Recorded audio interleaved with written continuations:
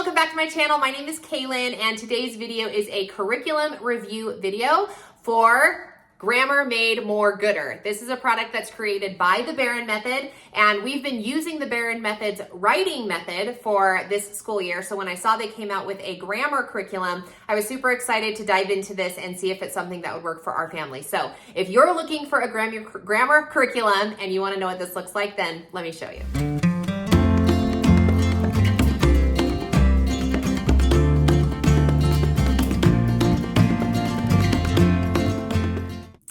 All right, so what I'm gonna do for this video is I'm just gonna thumb through this book a little bit and show you what it looks like on the inside, and then show you how it compares to what I have used and what I'm currently using for my kids' curriculum. If you're new to my channel, I have 3 homeschooled kiddos. My oldest is in 8th grade, and then I have a 5th grader and a 3rd grader this year.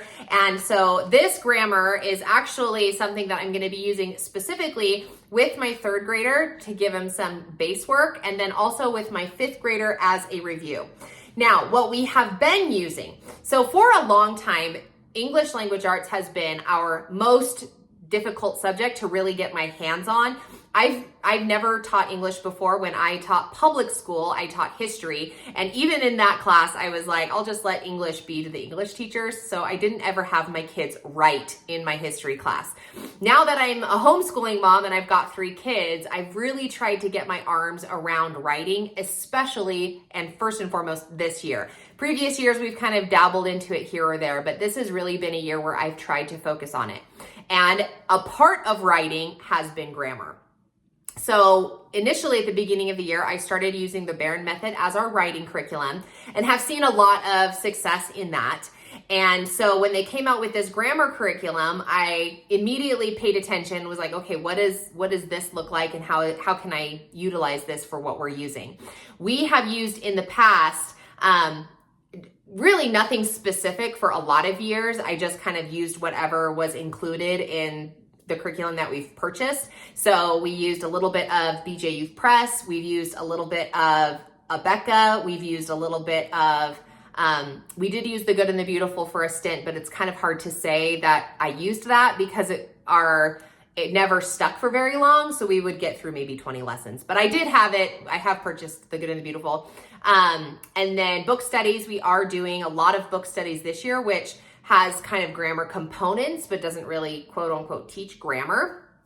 And I'm gonna talk about that, how this fits in with our book studies beautifully in just a second.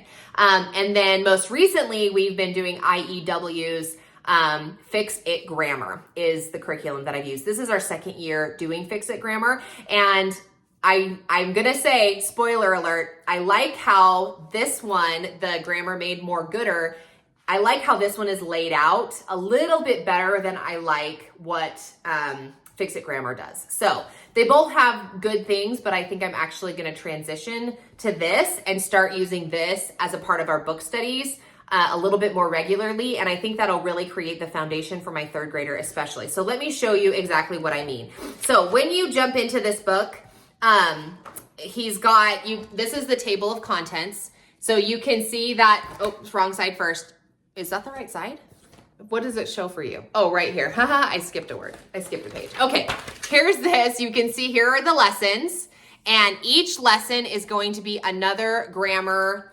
Oh, he doesn't call them grammar rules. Now I got to go back and remember what he calls them. But he's saying that a rule suggests that it's something that's never changing, and grammar does in fact change. Grammar rules do in fact change, which is, oh, they're called conventions, because grammar rules do in fact change. So he's teaching that learning grammar in context is a lot more effective than just teaching grammar as a subject. Well, that's exactly what I've been doing, because I've been teaching through Fix It Grammar, which is literally just read the sentence, find all of the components, which I don't know, I guess in retrospect, now that I've kind of looked at this curriculum, I'm like, oh, what am I actually teaching? So in this curriculum, you can see here that he's got his lessons, and each one is going to be, this one's like when to capitalize, confusing your, Y-O-U-R, and your, U-R. The next one is confusing there, and there, using could have instead of could have, using that instead of who. Okay, so these are the lessons. There are 30 lessons. It goes clear to wrong word order is the last one. And then he has a couple of games included here. So they've got word search, crossword puzzles, and then there's like, you could be like a unit test or an overall test. He has a little article called Puppies for Sale, and it has 30 mistakes. You can see there's 30 lessons. So this one has all 30 mistakes, and you can see if your child can find them all. And then he has a bunch of quizzes that go along after each one. So there's 30 quizzes along with the answer keys that will, and then there's like Puppies for Sale without 30 mistakes. So then you can do with and without is what that is. So you can copy it and then give it to your kids, okay? So that's the basis of what this grammar curriculum is. Then when you turn to each one, he's got a couple of pages here of instructions that you can read as the teacher, and like, why do we teach grammar? How do we teach grammar? What are the best tips for teaching grammar? He talks about don't use a red pen and correct all of the grammar mistakes at once, because that's not going to fix anything. If anything, it's going to demoralize your student and your early writer. So instead, he suggests to choose one error, circle that a few times, 1 to maybe 3 times, and then work on that for a while. And then when your kids realize what the capitalization rule is, move on to another grammar error. Okay, so that, anyway, that's what he's teaching in this part. And then here is the lesson. Now, it's super straightforward for those of us who have never taught grammar or English or taught, period, school, and we're just getting into it with our kids. So he has the definition of what the rule is, why it matters to us, and then basic rules that we have to learn. So for capitalization, he has like, we capitalize the first word, the pronoun I, names, places, days, months, and holidays, titles of books, movies, and works of art. He lists a few common mistakes, and then he gives us a few tricky cases, things that might be tricky, like seasons, family titles, and the directions, okay? So then he gives you a couple of tips on how you can check it and extra practice down here. Now, all right, if you're new to Kaylin Morell's homeschool world, let me tell you, I never can leave well enough alone. I just can't do it. So what this turns into for me, how my brain processes this, is I read this capitalization rule and I immediately go to my book study that I'm doing with my kids right now, which is a chapter chat for Wind in the Willows. And I think, okay, well, how can I use this rule as our spotlight sentence? Well, that's super easy. Just pick any sentence out of the chapters that you're reading, write it the way that he writes these ones, right? With no capitalizations whatsoever. Make sure you put a name in there, maybe put a place, throw in the beginning, of course, like all of these different examples of when you might use them, even like try to trick them and put a season in there, and then have them pick out the capitalization. So it works seamlessly into my book study units, which is the way that I teach it. And one thing that I really kind of grasped when I was reading the instructions is that teaching your kids grammar in context is far more effective. So if I use this as a spotlight sentence to my chapter chat, then my kids are going to be far more able to remember it, because then they're like, oh, I see how this fits into what I'm doing right now. Now, with Fix It Grammar, my kids do, in fact, practice capitalization. I know, because I see them do it every day, but it almost feels like, I don't know, like they just automatically know it's supposed to be the first word, because they never capitalize the first word in the sentence in that curriculum. But then I feel like after that, if they have 2 capitalizations, or heaven forbid 3, then they're like stumped and they're like, well, what am I supposed to do? So I'm not really sure that I'm teaching my kids the rule using that curriculum. Now, yes, there is a whole page in that curriculum that says, here's how you teach this rule before you jump into the week. But I don't do that page.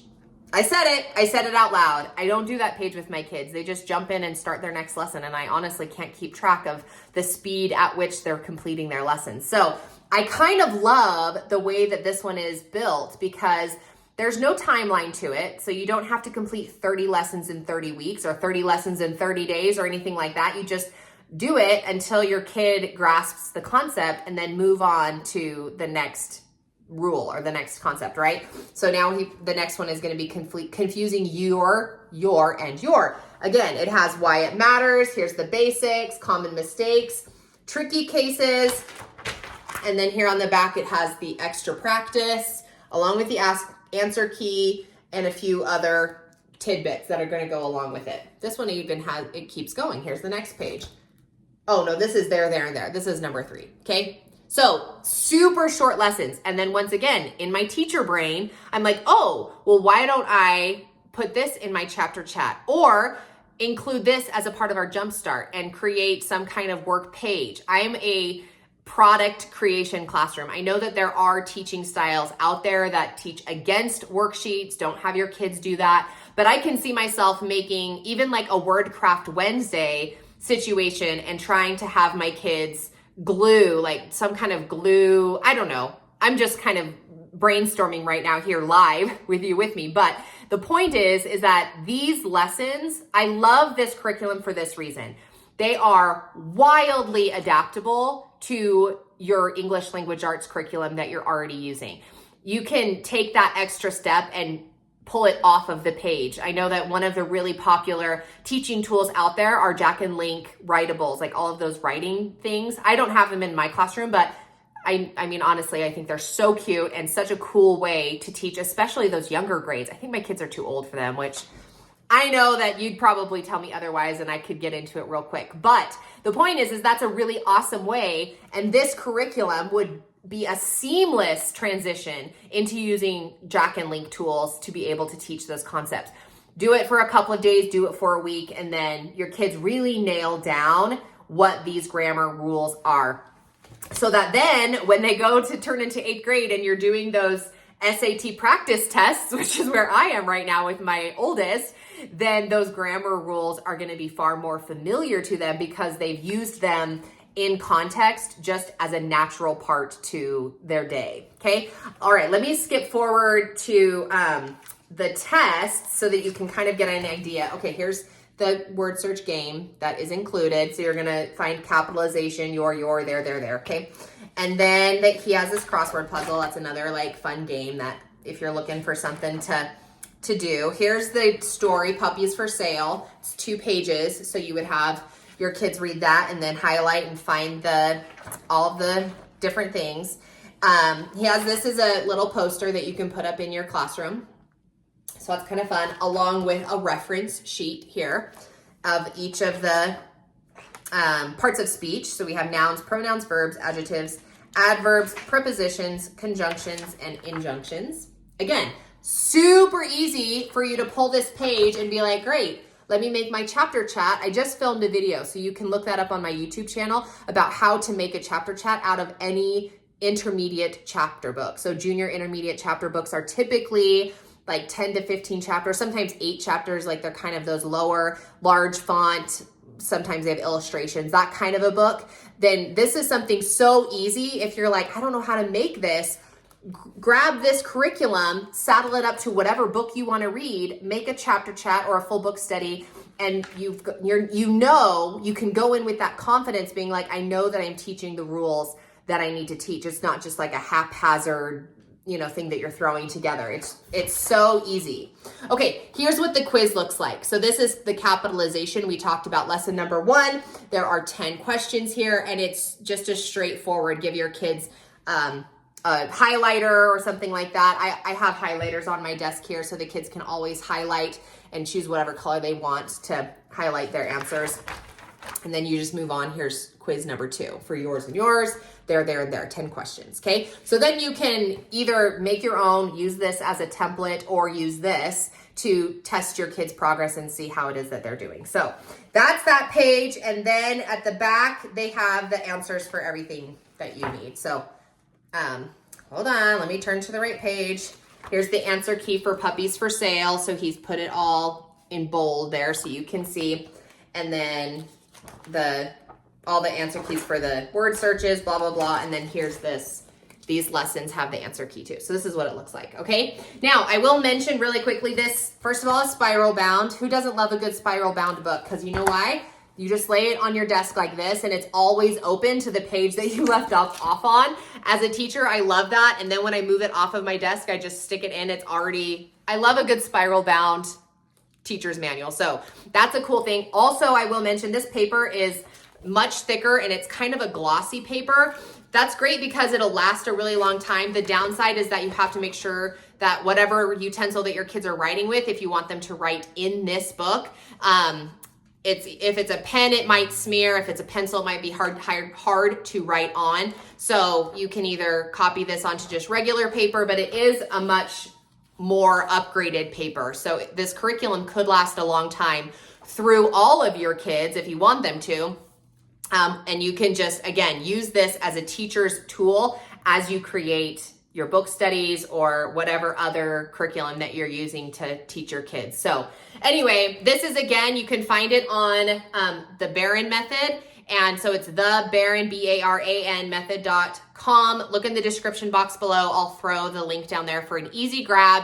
And then you can use this to teach your kids grammar through whatever baseline curriculum that you want to do. For me, the appeal for me, and again, this is just my opinion, but the appeal for me is that I can now utilize this to implement teaching strategies in all of the aspects of our education. So in Jumpstart, like I mentioned before, in Jumpstart, I can do some kind of worksheet or manipulative or cut and paste. If you have Jack and Link toys or writables, then you can do the Jack and Link things. If you're doing a book study, any book, and you just are like, well, what am I gonna do?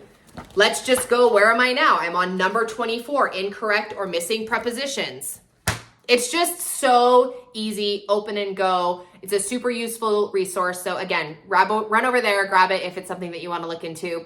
And there's my 2 cents about that. So thanks so much for watching another video. Hopefully this was helpful as you try to find something to help your kids with your grammar lessons. And if you have any questions, leave those in the question box below. And of course, if you like this video, hit the like button because that always helps the algorithm let people know that I'm still here, even though I may not be as consistent as a true content creator. I do still sometimes show up, and I appreciate that you follow along too. So anyway, thanks so much for showing up here on my side of the mountain, and we'll catch you in another video real soon.